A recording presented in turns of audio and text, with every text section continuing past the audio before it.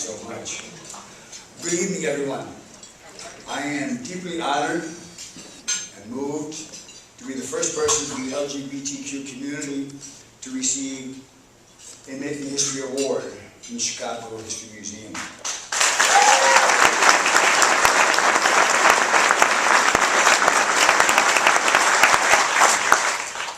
I want to thank the staff and board of directors of CHM, especially Art Johnston, president of the museum, and Jim Alexander, chairman of the board of trustees. They are good friends and valued colleagues whose affirming support for our community is appreciated more than you or they will ever know. And I want to take this opportunity to thank the love of my life, excuse me a second, my partner 43 years, who now, thanks to the remarkable arc of history, which really does bend toward justice, who is now my legally recognized spouse, Jose Pepe Pena,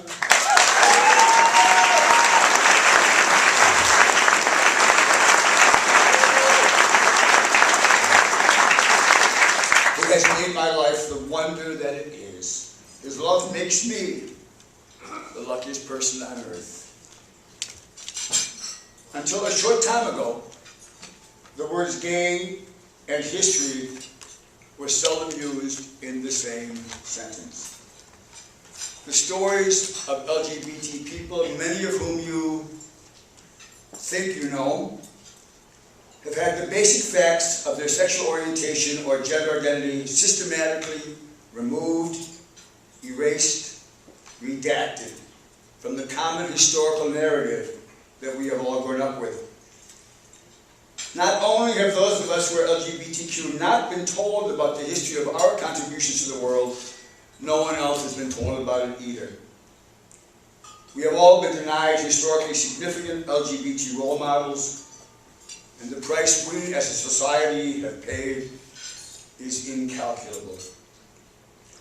Indeed, much of the histrionics and madness we see on the news every night, think North Carolina, is perpetuated by those whose hatred for LGBTQ people could not exist had we not been erased from the story of mankind. Every mythology and stereotype that has existed about people like me has only gained traction because there was no common history to counter it. Unlike other minority groups, LGBT people have always lacked the means for the intergenerational memory transfer. Almost none of us grew up with a gay grandpa who regaled the family stories of the great gay old days. Our lesbian aunts and gay cousins who had no way to express their true gender identity, they lived in silence. And we remained as invisible to our own parents as we were to the world. Too terrorized to live our real reality, contributing to our own redaction by taking the only refuge available to young LGBTQ people, the deafening, claustrophobic silence of the closet. For generation after generation, our stories have been obscured, rendering us invisible. Invisible to you, invisible to ourselves, in all but the most furtive ways.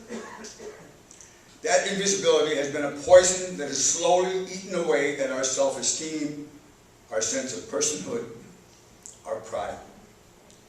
For those of us who are adults, we may have learned to live with it. But for our young people, forced to grow up without any historical context for their existence, bullied mercilessly in school, unable to confide even in their own parents. Is it any wonder that the suicide rate for LGBTQ youth is 4 times that of straight kids?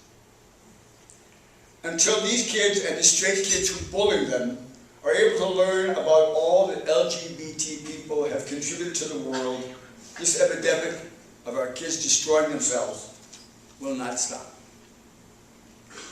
Though we gay folk may seem to have made it here in Chicago, the greatest city in the United States as far as I'm concerned. I think we share that.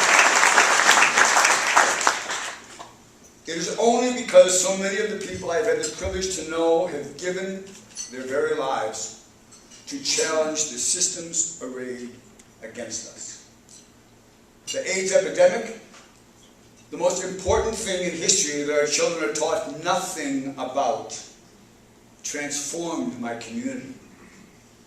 And through sheer force of will, we in turn transformed both Chicago and the state of Illinois, making this place an island of LGBTQ acceptance that exists as a beacon against the darkness that shrouds the states which surround us. Places where LGBTQ people remain under assault, politically, morally, economically, systemically.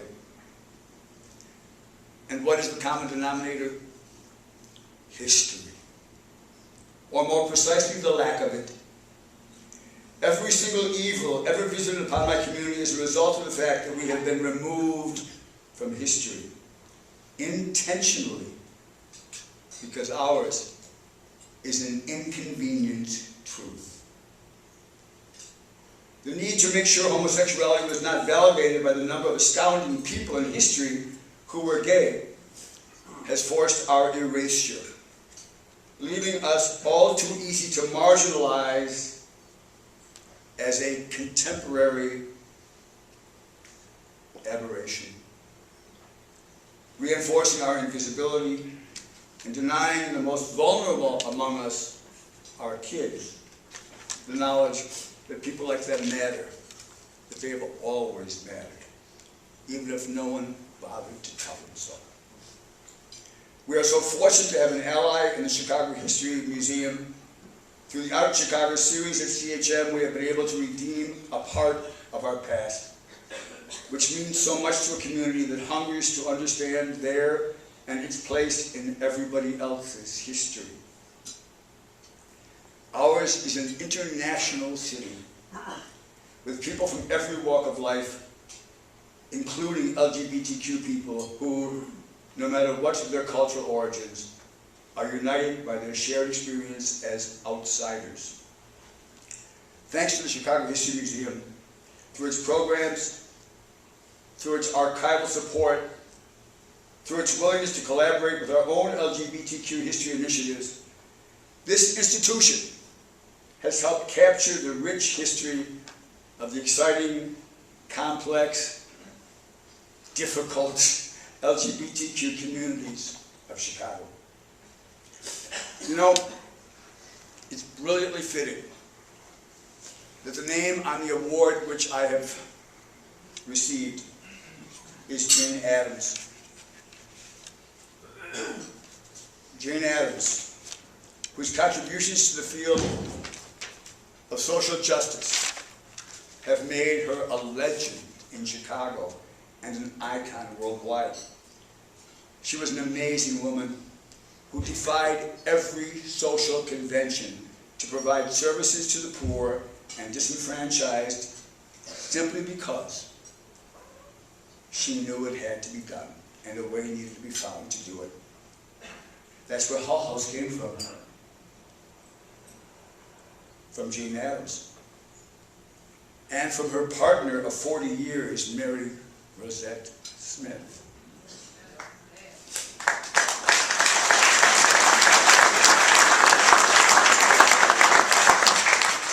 You have no idea what it means to an LGBTQ kid to learn that this lionized woman, this Nobel Peace Prize winner, was a lesbian. And if you didn't know that she was lesbian, you now understand exactly why it is so important that we begin to look at history through a new lens, one that sees every color of the rainbow. Thank you all very much.